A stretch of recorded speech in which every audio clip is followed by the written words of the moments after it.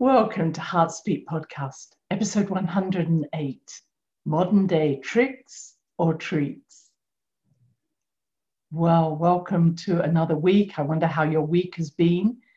We've just seen the first of our snow for the season, very early for us, very cold temperatures. But I'm very pleased that for those who live around the fires that are going on, that the snow did quell a lot of the fires, helping the firefighters. And I send my love to all of those who are suffering in any way, whether it's from illness, from loss of loved ones, or from hurricanes, tornadoes, everything that's happening to our world at this time. And we are at a very special time. It is Halloween this weekend, All Hallows Eve, Samhain. It is this time where the light in the Northern Hemisphere is disappearing into the darkness of the earth. It's as if Mother Earth is taking that darkness inside her and will not reappear until 6 months later. And it's a very special time in the Celtic tradition where, because it is halfway between the fall equinox and the winter solstice, the veil between the dimensions is extremely thin. So it is said that at this time, the spirits of the otherworld, the spirits of the underworld are very close to us. And many different cultures treat this in different ways, where your loved ones will come close and you want to prepare food for the loved ones so that they will be satisfied and will return to where they've come from.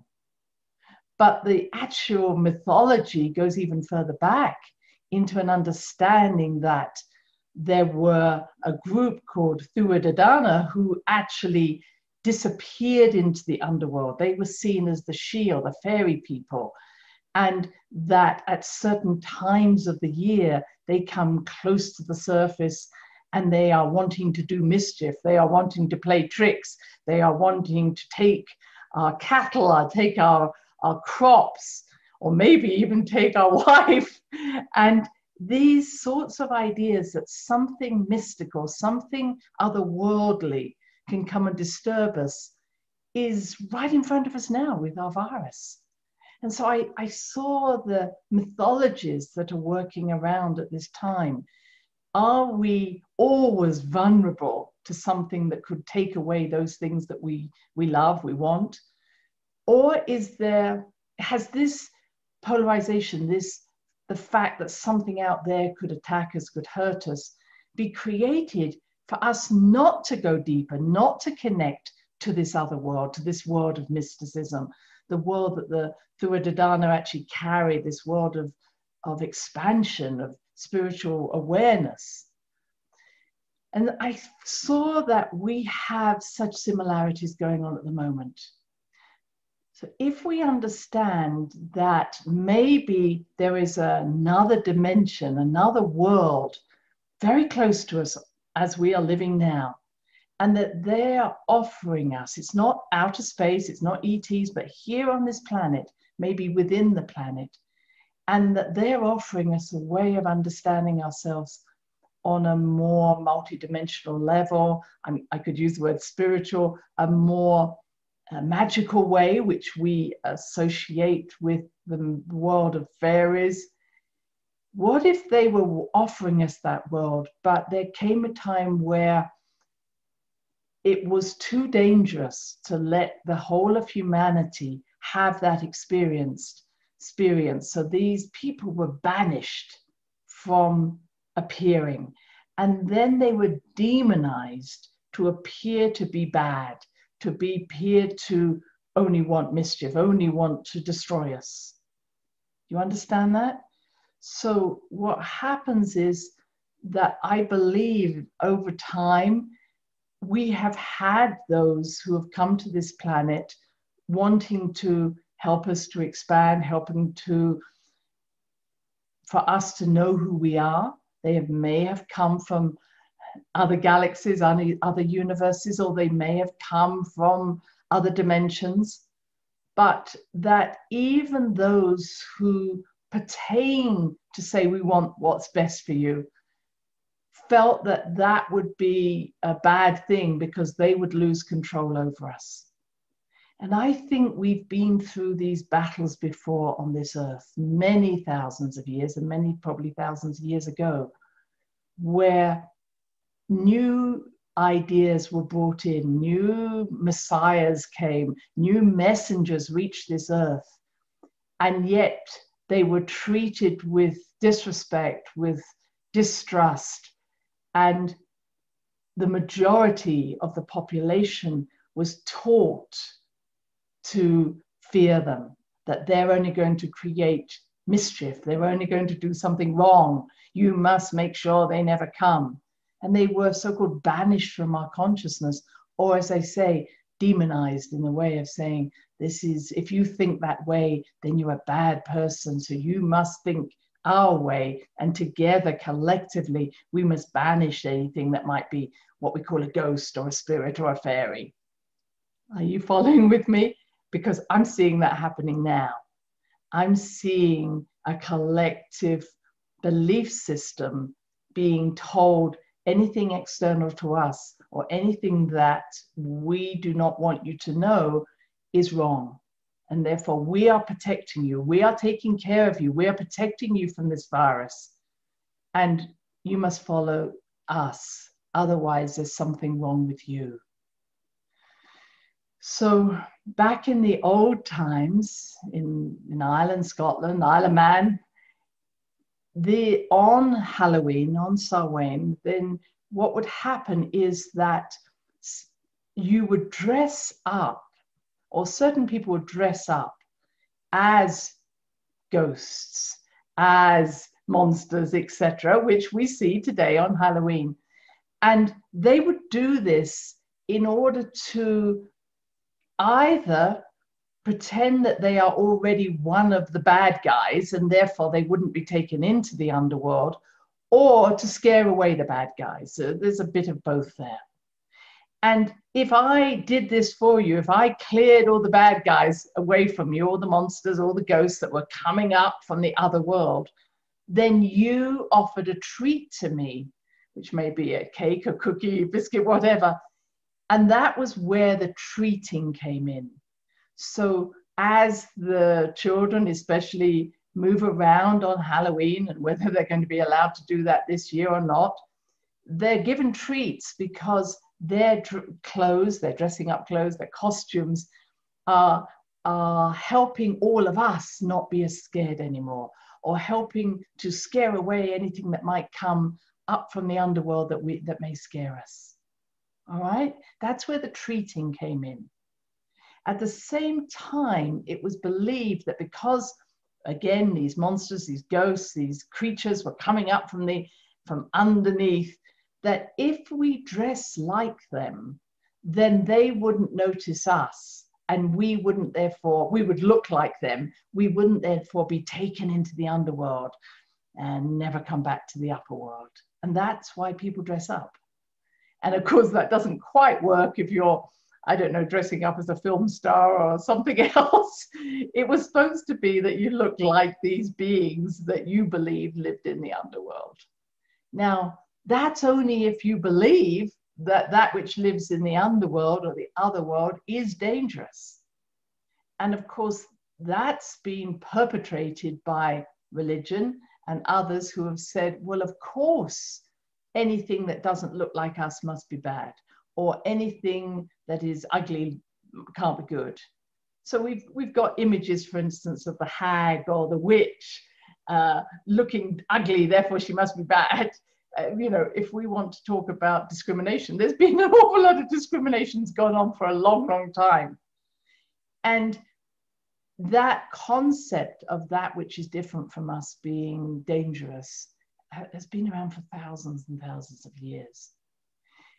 And at the same time, if it isn't something, as we may say, coming up from the other world or the underworld, then we're going to see this in the future as we start to see maybe more ETs or other craft coming into our environment, where we are now being told, well, of course, anything that came from another planet, another galaxy, another universe has to want to do us harm.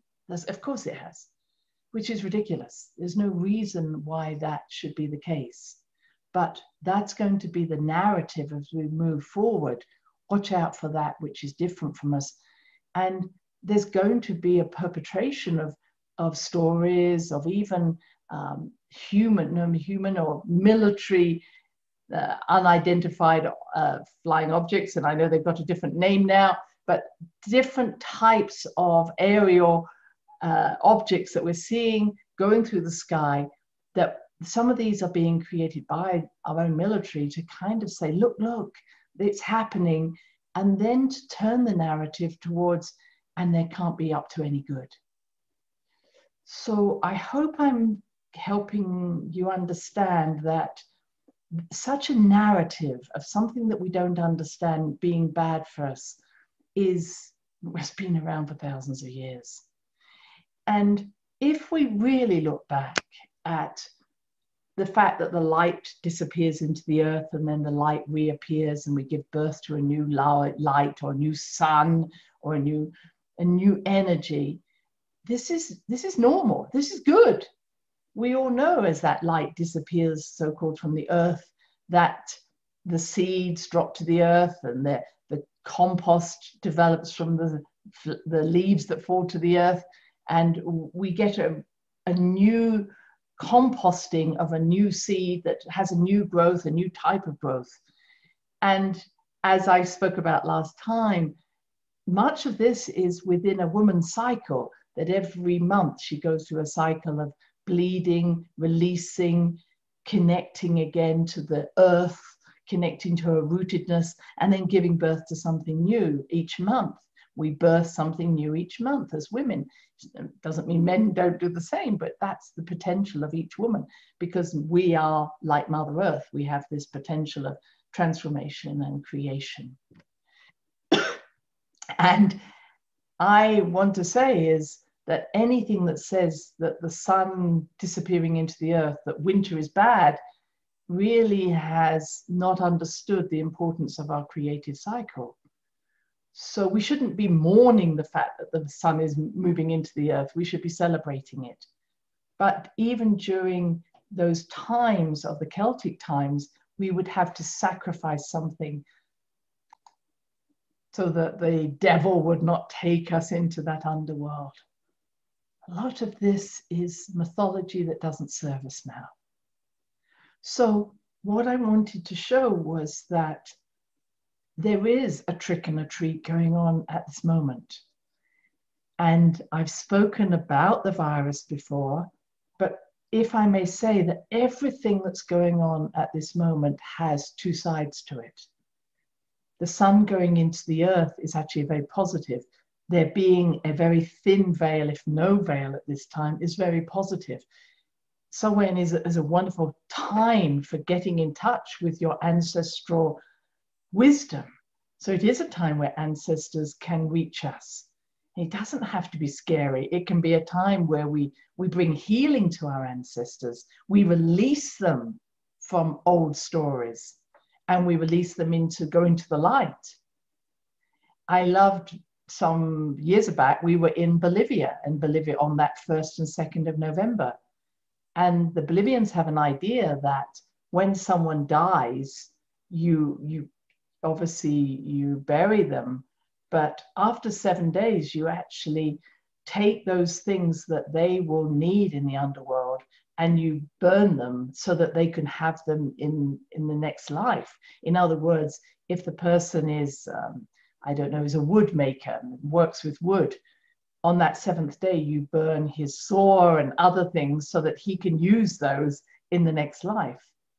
And then they say that every year on these dates, on the 1st and 2nd of November, you then make the food so that this person feels that they're still connected to the family, but you make their favorite food. So you say, welcome, welcome, it's nice to have you here.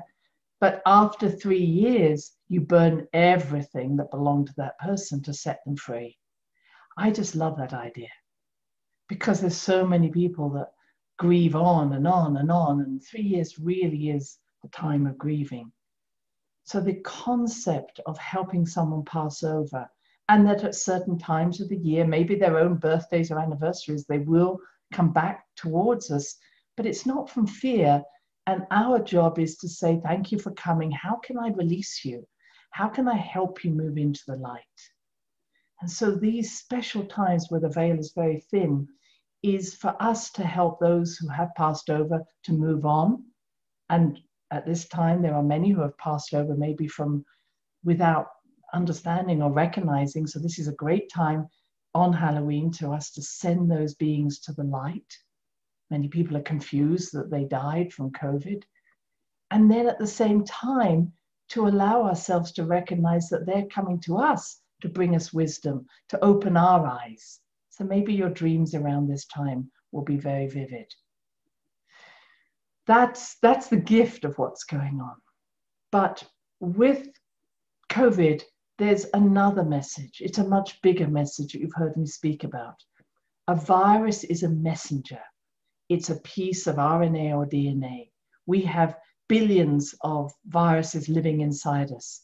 And as I've mentioned, within our DNA, we have what we call junk DNA, and 50% of that is made up of old viral messages. You could just say old messages. And what I see this virus doing is waking up the part of us that has been dormant, the DNA that has been dormant for too long. Okay? So the downside, you might say, well, yes, but lots of people are getting sick and dying. Absolutely. I'm not denying any of that. But if you can take one step back and say, what has woken in me during this time? Where's the veil fallen away from my eyes? Where am I in the last now 8 months more aware of who I am? What has changed in my life? What's woken up? Yes? And then look around the planet. You may say, oh, the lockdowns, the shutdowns, etc. A lot has not woken up. But people are waking up. People are asking questions. People are more aware of what do I need? What matters to me? And as a doctor, I have to say, I laugh when people say, well, science, follow the science or follow the data. We know what to do. I think if any of you are doctors or healthcare workers and you're listening, I don't think we do know what to do. I have spent at least the last 30 years trying to understand why people get sick. And you might say, well, of course we know why people get sick. No, we don't. We really don't. I'm sorry to disappoint you. We don't know why people get sick.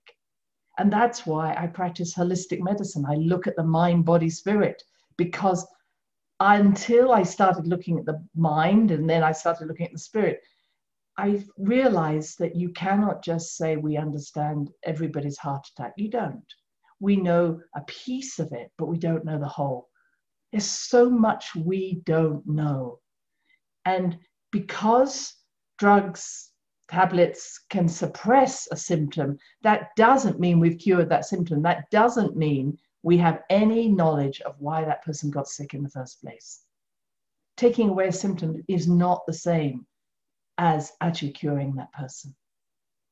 And I want to just tell you that's the disappointing part, or in some ways, I don't want to disappoint you. I want to be honest with you. We don't know. We don't know about this virus. We don't know why it's causing symptoms that it's causing, why it's not acting like a common cold or an ordinary coronavirus. We don't know.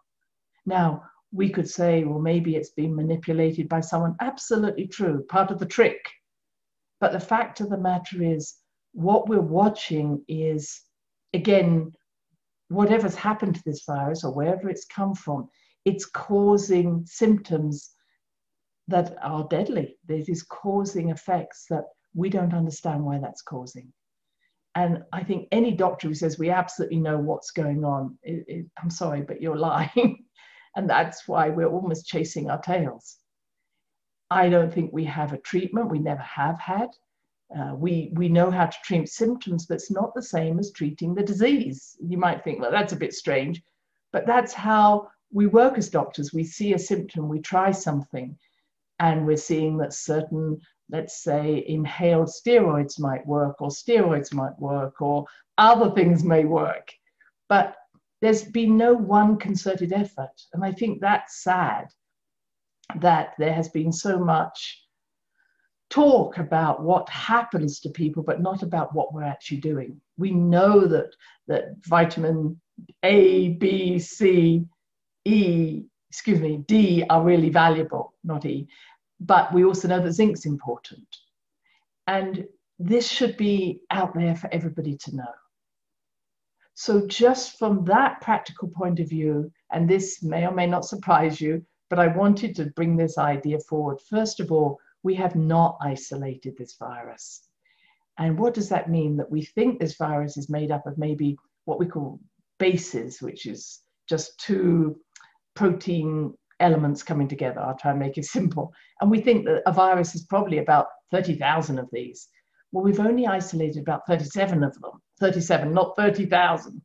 And so when we're looking at it in a lab, we're saying, oh, look, there's that 37, therefore this person must have this disease. I don't think that's a good enough match. I don't think those statistics are good enough. And so what's happening is that someone is seen to be a case, and you've probably heard me speak about this before, but just because the PCR test notices that you have certain factors, it doesn't mean A, that you have the virus that has the whole virus, and B, it doesn't mean that those particular factors have come from this particular virus.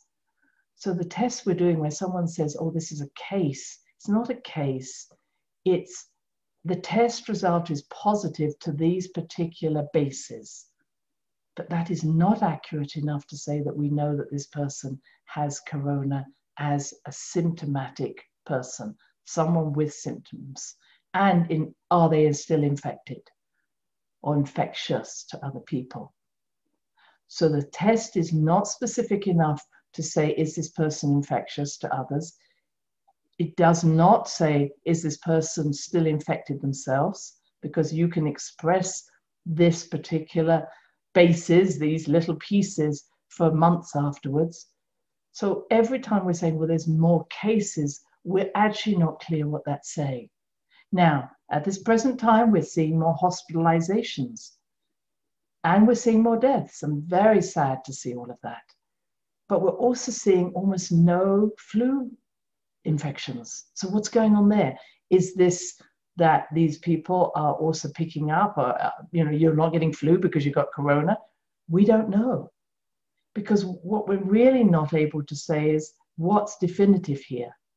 And this virus, if we know anything, the Icelandic Health Service has been watching this, what we call a genome, these different bases that are appearing. They say this is mutating ever so fast, just as we see the flu virus also mutates.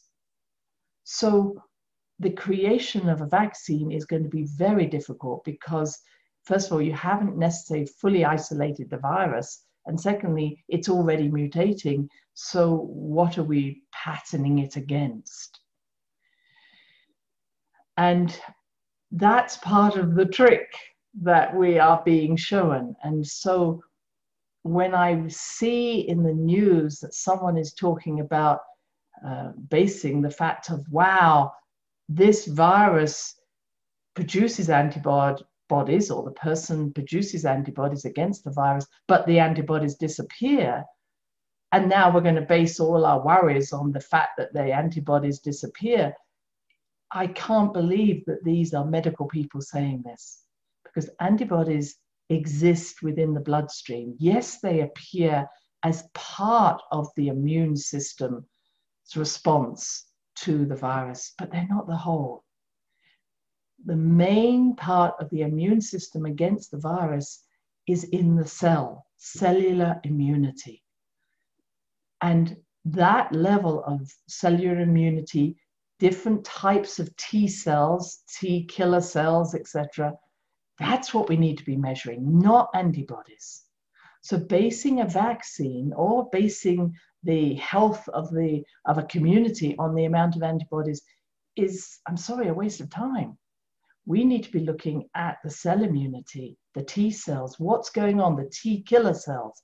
Does this person have the ability to kill whatever this virus is, or whatever, it's almost like kill whatever this invading agent is?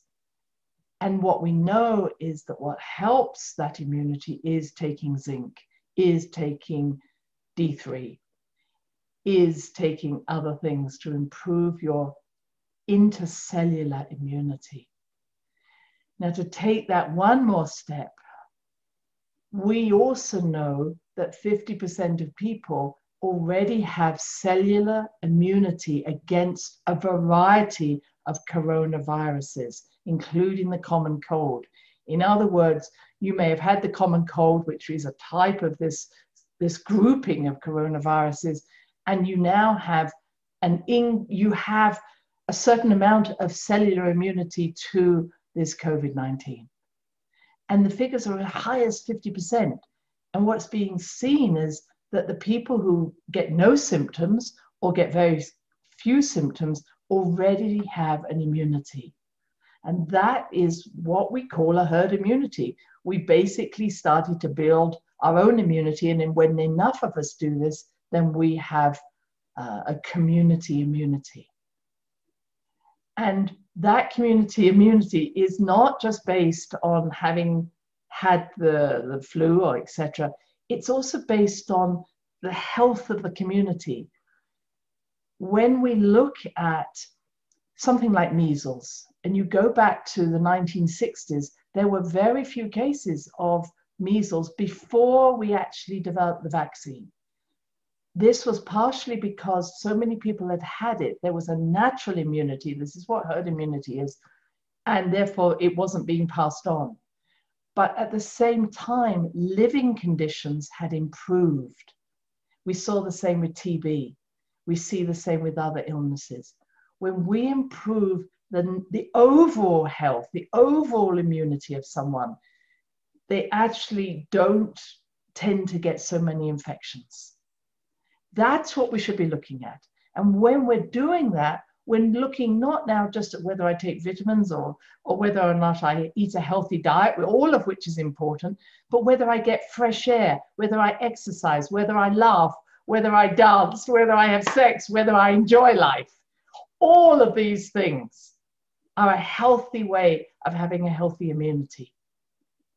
And the same as that, as you've heard me speak about, is that a healthy immunity comes from not feeling helpless, not feeling out of control, not feeling lonely, not feeling fearful. And guess what?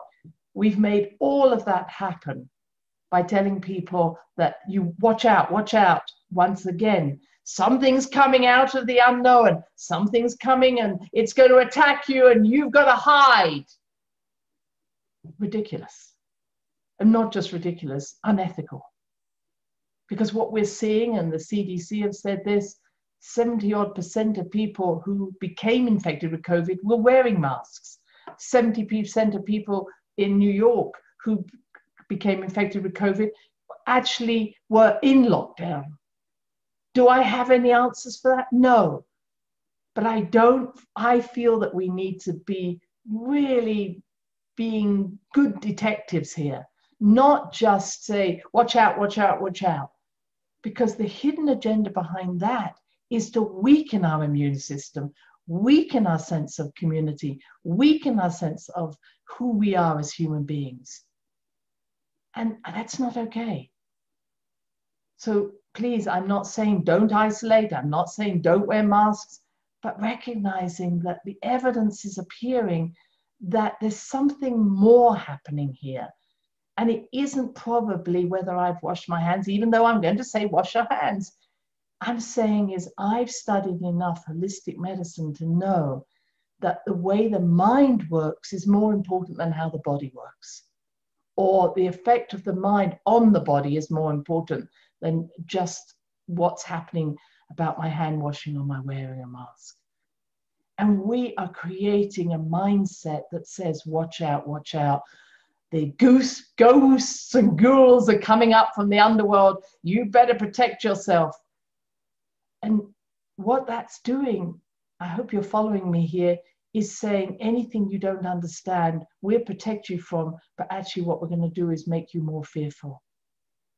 And I'm saying is, please, maybe the stories have been created to disempower us and empower others who say, we'll take care of you. Don't worry, we have the right medicines for you. Don't worry, we're creating the vaccine for you, whatever.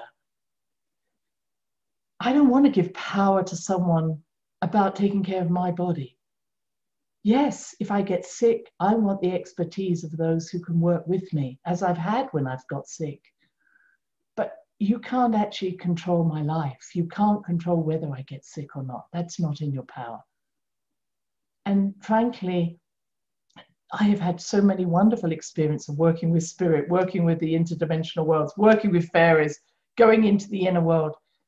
I'm saying to all of us, maybe that's the veil, that's the trick that's being played on us.